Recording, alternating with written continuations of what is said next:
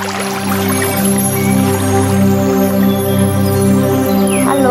salam pencipta pahlawan utama. Selamat datang di channel Ibu Lupita Pemba. Jangan lupa klik tombol subscribe dan tanda loncengnya. Halo, salam jumpa kembali bersama Ibu Lupita Pemba dari SMAK Suradikara ND. Salam sahabat kreatif. Di video kali ini kita akan belajar tentang perancangan produk kerajinan untuk pasar lokal. Sebelumnya mari kita saksikan tayangan video pengantar berikut ini.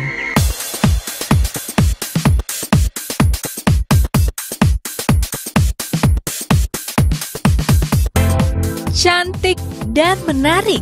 Ini yang tergambar dari tas handmade karya Lola Riaulina.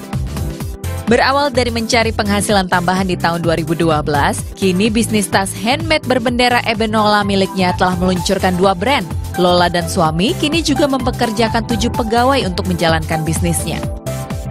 Hai Mbak. Halo. Mbak, saya mau custom tas nih buat ulang tahun teman saya. Ya. Bolak-balik gitu bisa kan Mbak modelnya? Bisa, sebentar saya ambil pilihan bahan-bahannya dulu ya. Oke.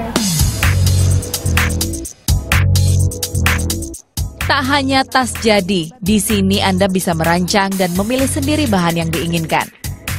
Konsep dari Ebenola sendiri adalah kita membuat produk berupa tas ataupun dompet dengan merek sendiri, dengan desain sendiri menggunakan bahan dari fabric maupun leather, itu dari lokal maupun impor. Bedanya dengan handmade yang lain, kita bisa custom sesuai dengan keinginan customer. Tas rancangan Anda akan digambar dan digunting untuk pola. Pola ini ditempelkan pada bahan yang Anda inginkan, lalu dipotong dan dijahit, dan juga diisikan busa. Nah, disinilah proses penting dalam pembuatan tas custom yang saya pesan tadi. Karena dibutuhkan ketelitian khusus untuk menyamakan panjang tali ini, bagian depan maupun bagian belakangnya. Silakan dilanjut, Pak. Selain tas custom, setiap bulan sedikitnya 1.500 tas diproduksi. Nah, harganya terjangkau dan juga kita bisa custom untuk kasih ke temen juga. Dan juga motifnya lucu-lucu, dan kalau kita nggak bisa nyamperin ke store, kita juga bisa pesan online. Per bulan omset 200 juta diraih dari penjualan aneka jenis tas, mulai dari tote bag, pouch, backpack, dan organized bag. Mbak, pesanannya sudah jadi. Iya, makasih Mbak. Nah, udah jadi nih tas custom untuk kado teman saya. Dan tas ini bisa digunakan bagian luar maupun bagian dalamnya. Sekarang tas ini mau saya simpan dan saya mau lihat tas-tas lain karena saya juga tertarik untuk membelinya.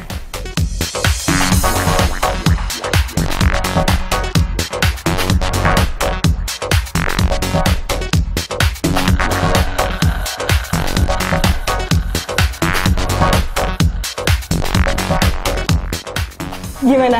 Bagus kan? Kayaknya saya mau beli yang ini nih. Chelsea Farufan, Tiafani Febrian melaporkan untuk NET. Baiklah sahabat kreatif, kalian telah menyaksikan tayangan video pengantar tadi yang memberikan pesan kepada kita betapa pentingnya proses perancangan produk kerajinan dalam sebuah wirausaha. Berikutnya, mari kita pelajari bersama langkah-langkah perancangan produk kerajinan untuk pasar lokal. Langkah yang pertama adalah mencari ide produk dengan curah pendapat.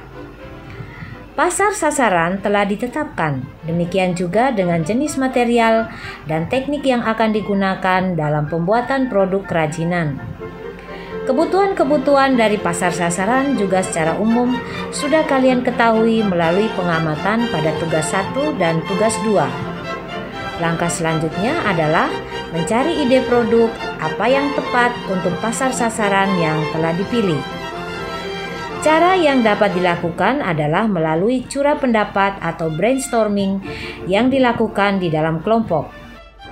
Pada proses brainstorming, setiap anggota kelompok harus membebaskan diri untuk menghasilkan ide-ide yang beragam dan sebanyak-banyaknya. Berikan juga kesempatan untuk memunculkan ide-ide yang tidak masuk akal sekalipun. Tuangkan ide-ide tersebut ke dalam sketsa. Kunci sukses dari tahap brainstorming dalam kelompok adalah jangan ada perasaan takut salah.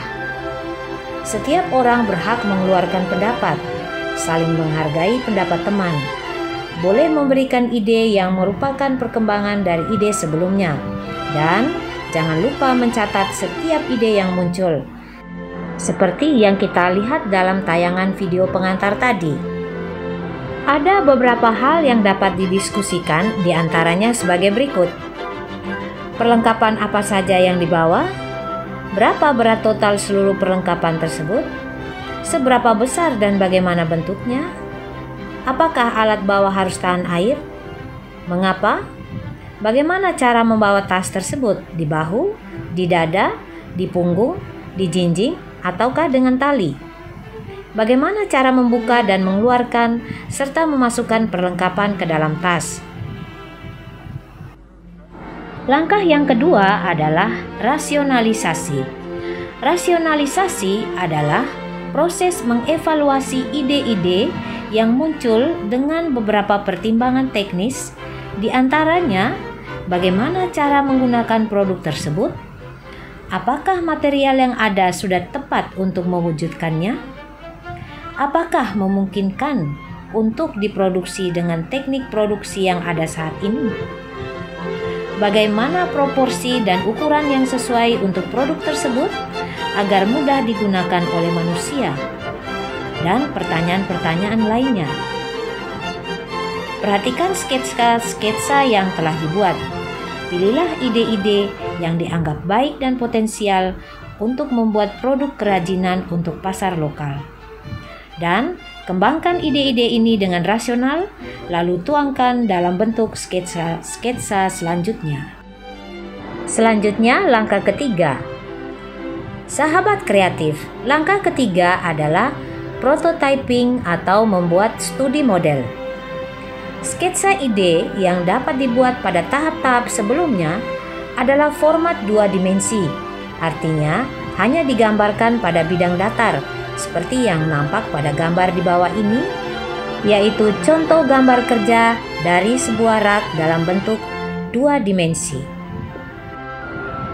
Perancangan rak penyimpanan alas kaki juga dapat diawali dengan mendiskusikan beberapa hal, diantaranya sebagai berikut. Berapa pasang alas kaki yang akan disimpan pada rak tersebut? Berapa luas ruang tempat rak akan diletakkan? Apakah rak akan dibuat tinggi ataukah lebar? Baiklah sahabat kreatif, contoh tadi adalah untuk membuat rak. Bagaimana dengan membuat tas? Desain atau langkah-langkah perancangan sama seperti yang dilakukan pada umumnya, seperti yang tadi sudah kita saksikan juga di video pengantar tadi. Bagaimana produk tas yang akan dihasilkan, dirancang, dan didiskusikan dengan calon konsumennya. Berikutnya adalah langkah keempat, yaitu penentuan desain akhir. Studi model dapat menghasilkan 3-5 model.